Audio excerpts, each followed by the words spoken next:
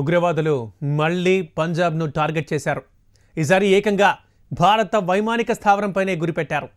Pathankot air బేస్పై దాడికి దిగిన ఉగ్రవాదుల్ని భద్రతా దళాలు అంతం చేశాయి. ఈ ఆపరేషన్లో 5 ఉగ్రవాదులు హతమయ్యారు. శనివారం తెల్లవారుజాము సమయం పంజాబ్లో ఉగ్ర పంజాబ్ పఠాన్కోట్ ఎయిర్ బేస్పై టెర్రరిస్టుల దాడి. పఠాన్కోట్ వైమానిక స్థావరంపై ముష్కరులు దాడికి దిగారు.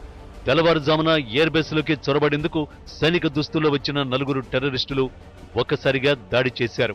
తేరుకున్న భద్రతా బలగాలు ఎదురు కాల్పుల్లో 2 ఉగ్రవాదుల్ని మట్టుబెట్టేశాయి.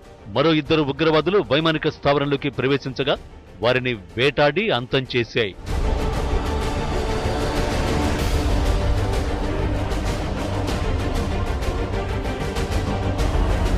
ఆరుగురు తీవ్రవాదులు ఎయిర్ బేస్లోకి ప్రవేశించారన్న అనుమానంతో భద్రతా బలగాలు ఎయిర్ బేస్ ప్రాంతాన్ని అణువణువు గాలించాయి. మధ్యలో తుపాకుల శబ్దాలు వినిపించడంతో ఏం జరుగుతుందోనన్న టెన్షన్ ఏర్పడింది. చివరికి ఎయిర్ బేస్లో నక్కిన 5వ ఉగ్రవాదిని కూడా చంపేశాయి. దీంతో 15 గంటల పాటు కొనసాగిన ఆపరేషన్ ముగిసింది. ఉగ్రవాదులతో జరిగిన పోరులో 2 జవాన్లు సహా మరో వైమానిక సిబ్బంది చనిపోయారు. 6 జవాన్లు గాయపడ్డారు.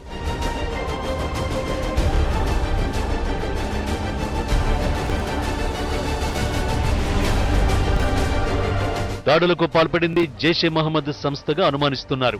మొత్తం 6 ముష్కరులు డిసెంబర్ 30న పంజాబ్లో ప్రవేశించినట్లు అధికారులు అనుమానిస్తున్నారు. ఉగ్రవాదులు పఠాన్కోట్ నుంచి పాకిస్తాన్కు ఫోన్ కాల్స్ చేసినట్లు నిఘా సంస్థలు గుర్తించాయి. శుక్రవారం అర్ధరాత్రి నుంచి శనివారం మధ్యాహ్నం 2 గంటల వరకు ఉగ్రవాదులు 4 సార్లు ఫోన్ చేశారు. పఠాన్కోట్ ఎయిర్ బేస్ పై దాడి చేసిన ఉగ్రవాది ఒకరు తన తల్లితో దాడి ఘటన గురించి మాట్లాడినట్లు ఫోన్ కాల్ సంభాషణల్లో వెల్లడైంది. పంజాబీ, ముల్తానీ భాషల్లో వారి సంభాషణలు సాగాయి. టెర్రరిస్టులు పాకిస్తాన్లోని ముల్తాన్, బహావల్పూర్ నుంచి వచ్చినట్లు ఫోన్ కాల్స్ ద్వారా నిఘా వర్గాలు గుర్తించాయి.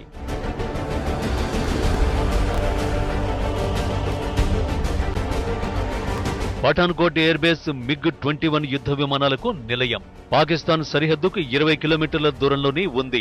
టెర్రరిస్టులు ఎయిర్ ఫోర్స్ విమానాలు, హెలికాప్టర్లను లక్ష్యంగా చేసుకున్నట్టు సమాచారం. పెద్ద ఎత్తున ఆయుధాలను తీసుకొచ్చి దాడికి పాల్పడ్డారు. అయితే ఉగ్రవాద దాడిని సైన్యం, పోలీసులు సమర్థవంతంగా తిప్పికొట్టగలిగారు. आज मानवता के दुश्मनों ने जो भारत की प्रगति को देखने की उनको परेशानी हो रही है, ऐसे तत्वों ने, ऐसी ताकतों ने पठानकोट में हिंदुस्तान की सैन्य शक्ति का एक महत्वपूर्ण अंग एयरबेस को उड़ा देने का प्रयास किया। मैं देश के सुरक्षा बलों को बधाई देता हूं कि दुश्मनों के उन इरादों को उन्होंने खाक में मिला दिया।